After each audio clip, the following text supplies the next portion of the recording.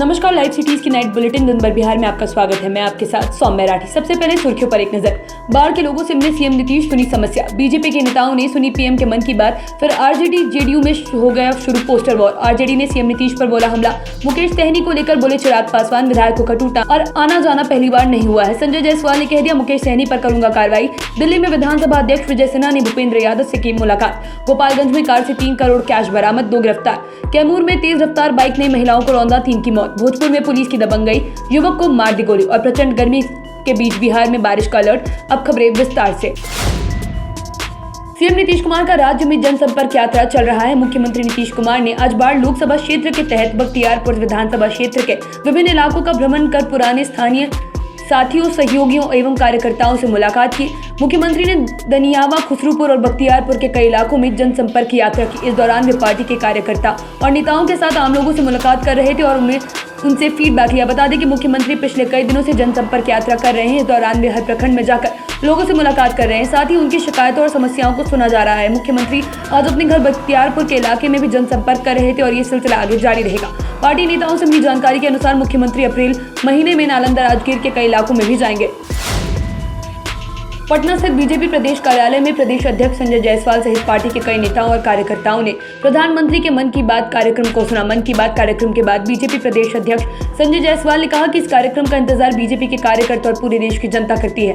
भाजपा प्रदेश अध्यक्ष ने कहा कि भारत में कृषि क्षेत्र में उत्पादन काफी बढ़ गया है, उसका परिणाम सामने देखने को मिल रहा है। उन्होंने कहा कि प्रधानमंत्री ने PIL सहित कई बातों की चर्चा की और कहा कि आयुर्वेदिक दवा जो कि भारत में निर्मित की जाती है वो भी 22,000 करोड़ से ज्यादा मूल्य का विदेशों में निर्यात किया जाता है, जो देश के लिए शुभ संकेत है। संजय जायसवाल ने कहा कि आयुर्वेदिक दवाएं जो कि बिहार में भी निर्यात की जा रही है वो 2047 आते आते भारत फिर से विश्व गुरु बन जाएगा। बिहार में 2 प्रमुख दल आरजेडी और जेडीयू के बीच पोस्टर वॉर कोई नई बात नहीं है। 2020 विधानसभा चुनाव में दोनों तरफ से जमकर पोस्टर वॉर हुई थी। अब एक बार फिर से आरजेडी ने नीतीश कुमार पर पोस्टर के जरिए हमला किया है। पोस्टर में नीतीश कुमार की योगी आदित्यनाथ के शपथ ग्रहण समारोह वाली तस्वीर लगी है, जिसमें वे पीएम मोदी के सामने झुकते हुए नजर आ रहे हैं। आरजेडी ने तंज कसा है कि नीतीश कुमार कुर्सी के लिए कुछ भी करने को तैयार है। पोस्टर में लालू यादव भी नजर आ रहे हैं, जिसमें ये दिखाने की कोशिश की गई है कि लालू प्रसाद पर ED, income tax, CBI, PMO और जेडीयू की तरफ से दबाव बनाया गया है, लेकिन इसके बावजूद वे कभी नहीं झुके। पोस्टर में लालू यादव के दोनों बेटों को भी दिखाया गया है। वीआईपी सुप्रीमो मुकेश सहनी को लेकर चिराग पासवान ने कहा कि पार्टी बदलना राजनीति का एक हिस्सा है। ये कोई पहला दल नहीं है जिसके साथ ये घटना हुई है, हमेशा से ऐसे करते आए हैं। अपनी महत्वाकांक्षाओं के लिए पार्टी विधायक एक दूसरे दल में आते जाते रहे थे। चिराग पासवान ने कहा कि जो भी घटना घटी है पूरी तरीके से मुकेश सहनी और उनकी पार्टी का अपना व्यक्तिगत विषय। उनकी पार्टी मुकेश सहनी के विचारों से सहमति नहीं रखती। उन्होंने अपने कुछ पक्ष रखे और चुनाव लड़ने का फैसला लिया। आने वाले समय की रणनीति उन्होंने जिस तरीके से बनाई, जिसके बाद उनके विधायक उनसे सहमत नहीं थे, जिसके बाद ये परिणाम आया है। मुकेश सहनी लंबे समय तक महागठबंधन का हिस्सा थे और चुनाव की अधिसूचना के बाद एकाएक में NDA में हिस्सा ले बने। उनकी बीजेपी पार्टी से क्या बातचीत हुई है ये उन्हें नहीं पता।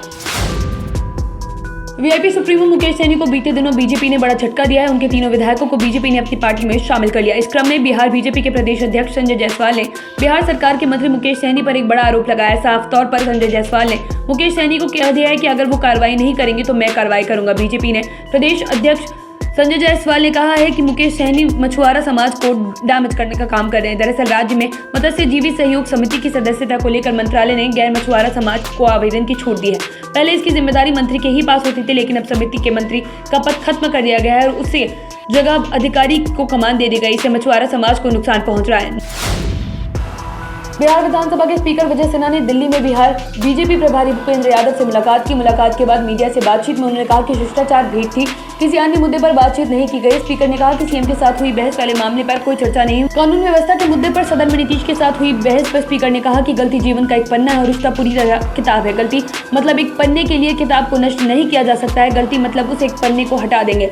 किताब रूपी रिश्ता बिहार के हित में बना रहेगा। बता दें कि बिहार विधानसभा के स्पीकर विजय सिन्हा कल देर रात दिल्ली रवाना हो गए थे। सीएम नीतीश के साथ सदन में कानून व्यवस्था के मुद्दे पर बहस हुई थी। सीएम नीतीश कुमार ने कहा था कि आप संविधान का उल्लंघन कर रहे हैं। उस वक्त स्पीकर बहुत ज्यादा नाराज हो गए थे।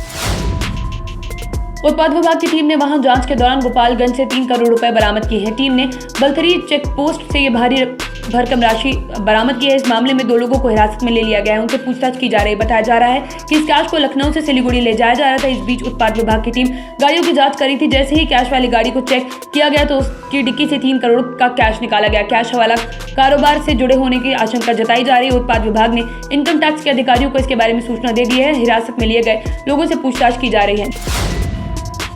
कैमूर के चांद में रविवार को दर्दनाक सड़क हादसे में 3 महिलाओं की मौत हो गई। घटना चैनपुर थाना क्षेत्र के इचांग और तिवई गांव की है। करीब 1 दर्जन महिलाएं चने और मसूर फसल की कटनी करने के लिए दीवाने गांव में एक समूह में जा रही थी। इस दौरान पीछे से आ रहे तेज रफ्तार अपाची बाइक सवार ने महिलाओं को कुचल दिया। हादसा इतना भीषण था कि इचांग गांव की तरफ सोना देवी की मौके पर ही मौत हो गई।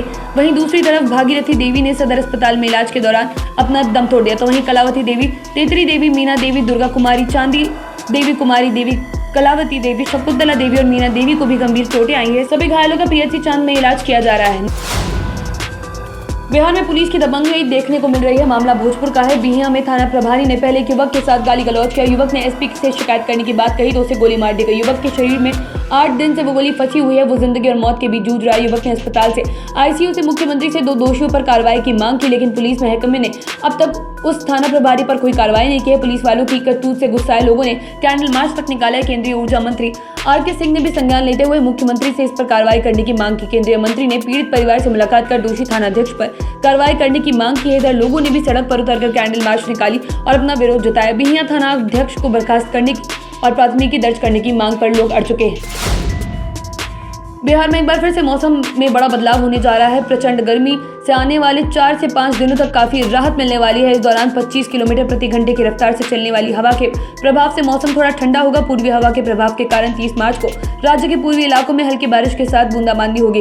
बादलों के बीच हवा की तेज रफ्तार और बारिश के कारण तापमान में 2 से 3 डिग्री तक गिरावट दर्ज की जाएगी। इससे मौसम मार्च के अंतिम सप्ताह में काफी सुहाना होने वाला है। मौसम विभाग के मुताबिक राज्य में अभी भी सतह से 1.5 किलोमीटर ऊपर तक पछुआ हवा का प्रभाव बना हुआ है। इस कारण से बिहार का मौसम अगले 4 दिनों तक शुष्क बना रहने की संभावना है। अब अन्य वीडियोस के लिए लाइव सिटीज के साथ बने रहें। अगर इस वीडियो को फेसबुक पर देख रहे हैं तो पेज को लाइक करें, यूट्यूब पर देख रहे हैं तो चैनल को सब्सक्राइब करें। लाइव सिटीज के साथ आप ट्विटर पर भी जुड़ सकते हैं। धन्यवाद।